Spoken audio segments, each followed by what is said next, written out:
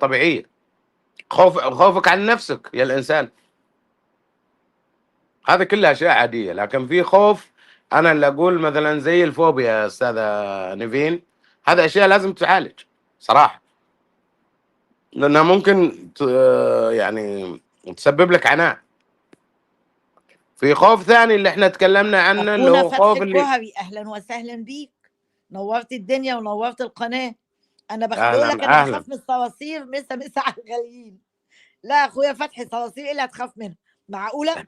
انا بخاف من الزواحف كلها، لأ مش يمكن الصراصير يقرف بس. مثلي، أنا أقرف منها. انا صرصور، اي حاجه بتزحف على الارض عندي فوبيا منها، مش الصرصوره بس.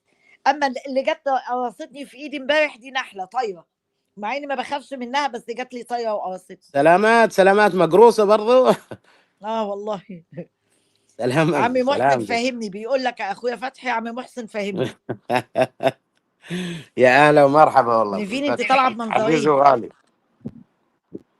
نيفين انت طالعه ايوه بمنظرين. يا أميرة، لا انا كنت نزلت علشان جالي تليفون وطلعت لا انت تاني، كده فمش عارفة بمنظرين ازاي معانا. نزلت. طب اعمل ايه دلوقتي؟ كده بس خلاص، كده. خلاص كده بقيتي خلاص كده منورة. تمام. تمام. تمام. منور ففي اخويا فتحي، اهلا وسهلا بيك، نورتنا. اهلا وسهلا بيك يا استاذ فتحي، نورتنا. ففي خوف اللي هو الخوف الثاني اللي احنا تكلمنا عنه، اللي هو ممكن يؤدي الإنسان إنه يعني يكون ضعيف أو إنه يستغل. هو زي ما انا كنت بشرح لكم، اللي هو الخوف اللي بيخلي الانسان يتعطل منه، انه الانسان دايما يستجدي المشاعر من الناس، لانه بيخاف من الرفض، بيخاف انه الناس تسحب حبهم منه، بيخاف ان الناس تسيبه، فده استاذ بيخليه فتحي بيسلم متشدد. عليك يا نيفين. تحياتي ليك يا استاذ فتحي، منور الدنيا، تحياتنا لحضرتك، نورتنا. فانواع الخوف كتير كتير، وفي بعضها من التنشئه. ويعني هقول لكم على حاجه، انا خوفي من اي حاجه بتتحرك، مثلا زي الطيور والعصافير واي حاجه والقطط وكل حاجه، نتيجه ان ماما وانا صغيره كانت بتخوفني باي حاجه، يعني تجيب لي الفراشه مثلا وتخوفني بيها، موضوع غلط يا فكبرت على نيفين، الخوف. طلعتك طبعا. معقده من كل، بتخافي من كل حاجه. بالظبط. مواضيع عقد. معظم انواع الخوف الموجوده عندنا بتبقى بسبب مشاكل في التنشئه غالبا. ايوه. لا انا الحقيقه ما حدش خوفني من حاجه، بس انا الزواحف يعني من كتر ما كنت بحلم بيها وانا صغيره، فبقى عندي منها فوبيا. انا لو شفت مثلا اللي بيزحف على الارض ده، اللي عم محسن قال اسمه من شويه، في فيلم مثلا او في فيديو، ممكن اقعد يومين ما انامش، ولو نمت اشوف في الحلم واقوم مفزوعه. اللي هو التعبان يعني. ما علينا، اضطريت اقول اسمه عشان لا هو تفهموا بقول عليه. لا هو هذا كله طبيعي. يعني حتى فتحي لما ذكر الصراصير، ترى احنا كلنا يعني، بس ما هو وانا بخوف، ما هو خوف قد ما هو قرف. يعني انا انه يمشي. وولادي لو شفنا صرصار ممكن تلاقينا كلنا على الانتريه من فوق او على ترابيزه السفره واقفين لا هذه كلنا. لا، هذه ممكن انا تلاقينا يعني عادي واقفين استاذ على ممكن. ترابيزه فتحي السفره كلنا استاذ بنصرخ فتحي زي استاذ فتحي المجانين. بجلاله قدره، بجلاله قدره، كل اللي عامله فينا ده وبيخاف من الصراصير؟ يا راجل عيب عليك يا راجل. قول كلام غير ده. بيمزح، بس بيقول انا لك انا فاهم بخاف من هو انا الغوريلا، فاهم قصده مين. بيقول لك انا بخاف من الغوريلا.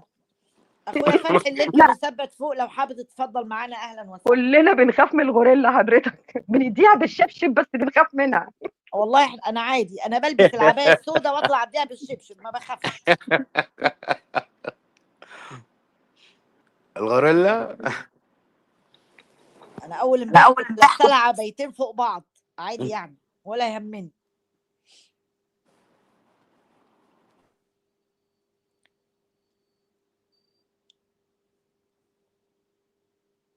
أسيل بتقول دي كلنا نخاف منها. لا والله يا أسيل ما نخافش منها ولا حاجة، بالعكس، ده هي بتنشط وبيزيد نشاطها لما بتحس ان اللي قدامها خايف منها.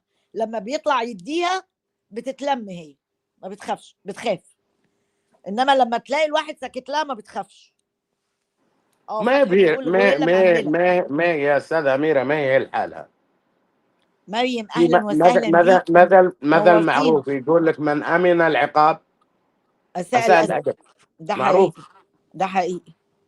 من امن العقاب اساء الادب طبعا. تحياتي يا مريم، اهلا وسهلا بيكي. عشان كده الشبشب مهم جدا، وجوده في حياتنا مهم جدا جدا. والعبايه السوداء، ما تنسيش العبايه اه السوداء. ف- فتحي بيقول الغوريلا المأمله يعني غوريلا ومأمله كمان.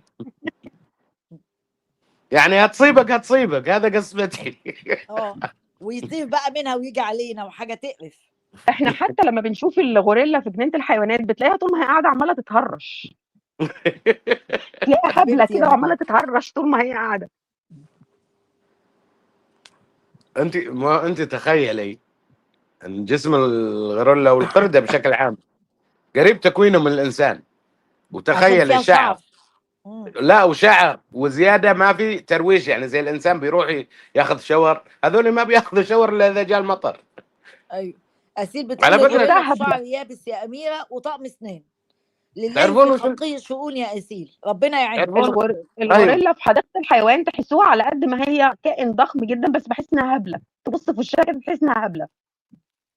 انتوا تعرفون هي وش اللي فعلا هبله على يذبحها؟ فكره. وش هي حتى اخطر شيء الغوريلا احنا عليها؟ بنقول عليها غوريلا هبله لعلمك يعني. تعرفون وبيتحكم وش فيها اخطر شيء الغير. على الغوريلا؟ الغير هم اللي بيحركوها. يعني يا ريتها بتطلع تتكلم من دماغها، ده بتطلع تتكلم بلسان الاخرين. شوفوا يا تدرين اخوانا، اي انسان سلاحه الشتيمه، تاكدوا ان هو اضعف من النمله.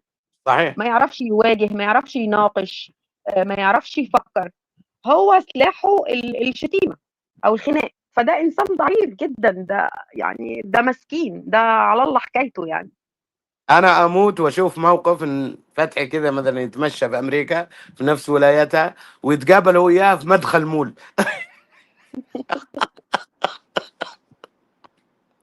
او تنزل مطار القاهره، طب يا اقول لك على سلام حاجه، تنزل طب مطار والله القاهره. العظيم الموقف ده لو حصل لا تطلع تجري.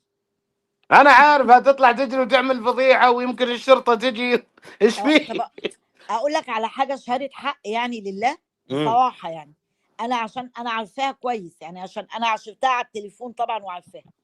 هي بق ولسان معروف. ولسان طويل والفاظ، بس والله العظيم من جواها يعني كبني ادمه مم. اهبل منها واطيب منها ما في، وهبله وبتامن لاي حد. والدليل على كده ان شوف كام واحده عدوا عليها يتكلموا معاها في التليفون تامنهم وتديهم كل اسرارها، وبعدين يتخلوا عنها ويطلعوا يفضحوها. ده دليل على انها ايه؟ انها هبله. لا لا انها لا لا. طيبه لدرجه الهبل. لا يا اميره، طيب لا طيب لا انا اعلمك لا حاجه، انا بشوفها معرفتي. كده لا، بصراحه. دي مش لا طيبه. هي معرفتي انسان انا لا في لا لا لا لا الناس. لا لا ودماغ ما لا فيش لا وعقل انا ما بقول لك. فيش لا وبتسيب غيرها لا يتحكم فيها، لا بس بجد لا طيبه وهبله. لا لا، لا ده لا انسان عنده خلل في مخه. لا